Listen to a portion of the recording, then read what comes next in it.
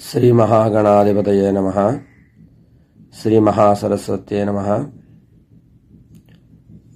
మన ఛానల్లో కొంతమంది ఈ మధ్య వీడియోలు చేయట్లేదని అడుగుతున్నారు, కాబట్టి ఈ వీడియో చేస్తున్నాను. ఇప్పుడు ప్రధాన అంశం చెప్పుకోవాలనుకుంటే, ఈ మధ్యకాలంలో వివాహాలు అవుతున్నాయి, కానీ దంపతుల సఖ్యత ఉండట్లేదు. ఎందుచేత అంటే, భర్తల తప్పు ఎంత ఉందో భార్యల తప్పు కూడా అంతే ఉంది. ఎప్పుడూ కూడా మనము వివాహంలో చేసేటప్పుడు ఫస్ట్ కూర్చుని దంపతులు కూర్చోబెట్టి వినాయక పూజ చేస్తాం, తర్వాత పుణ్యావాసం అది చేస్తాం, తర్వాత గౌరీ పూజ చేస్తాం. గౌరీ అంటే పార్వతీదేవి. గౌరీదేవి పూజ చేసినప్పుడు పార్వతీ పరమేశ్వరులు అని చెప్పేసి ఆహ్వానిస్తాం కదా. ఆ పార్వతీదేవిని గౌరీదేవిని మనం పూజించేటప్పుడు, మాంగళ్య గౌరీదేవిని పూజించేటప్పుడు మనము ఏ విధమైతే ఆశిస్తి పూజ చేస్తామో, మన భర్త క్షేమంగా ఉండాలి, మాంగళ్యం క్షేమంగా ఉండాలంటే భర్త క్షేమంగా ఉండాలని మనము పూజ చేస్తారు ఆడవాళ్ళు, గౌరీ పూజ.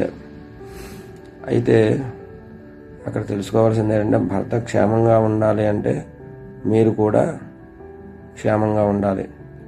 ఉంటేనే ఇద్దరు కూడా అన్యోన్యంగా ఉండాలంటే, పరమేశ్వరుడు పార్వతీదేవికి అర్ధభాగం ఇచ్చినట్లుగాను మీరు కూడా సగభాగంగా భర్తని చూసుకోవాలి. అదేవిధంగా లక్ష్మీనారాయణుడు, లక్ష్మీదేవి నారాయణుడు వక్షస్థలంలో ఉంటుంది. తర్వాత లక్ష్మీదేవి పాదాలు ఒత్తుతున్నట్టు కూడా చిత్రపటం ఉంటుంది.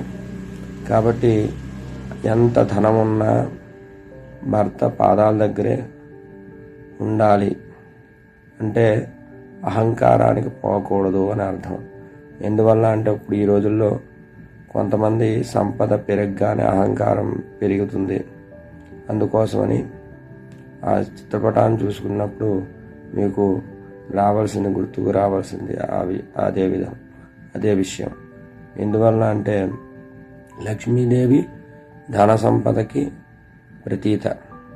కాబట్టి అటువంటి లక్ష్మీదేవి పాదాల దగ్గర, విష్ణుమూర్తి పాదాల దగ్గర ఉంది అంటే మీకు అర్థం చేసుకోవాలి. లక్ష్మీదేవి నారాయణుడు వక్షస్థలంలో కూడా ఉంది, పాదాల దగ్గర కూడా ఉంది.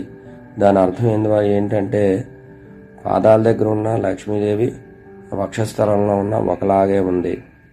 కాబట్టి మీరు కూడా ఎప్పుడూ కూడా భర్త వక్షస్థలంలో స్థానాన్ని సంపాదించుకోవాలి. అదేవిధంగా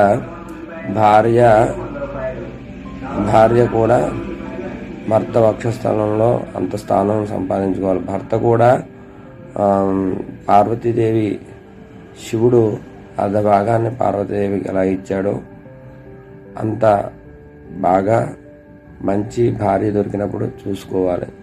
అంతేగాని ఈ రోజుల్లో అందరూ కూడా ప్రతి చిన్న విషయానికి గొడవలు ఆడుకుంటూ విడిపోతున్నారు. కానీ ఇది భావ్యం కాదు. మనం నమ్ముకున్న వచ్చిన భార్యని కానీ పిల్లల్ని కానీ శాస్త్రంలో ఎక్కడా విడిచిపెట్టమని మాత్రం చెప్పలేదు. కాబట్టి అన్యోన్యంగా ఉండండి. శుభం. వైకుంఠం టీవీలో మేము దైవం పట్ల తీవ్రమైన భావోద్వేగ అనుబంధాన్ని మరియు ప్రేమను పెంపొందించడానికి అంకితభావంతో ఉన్నాము.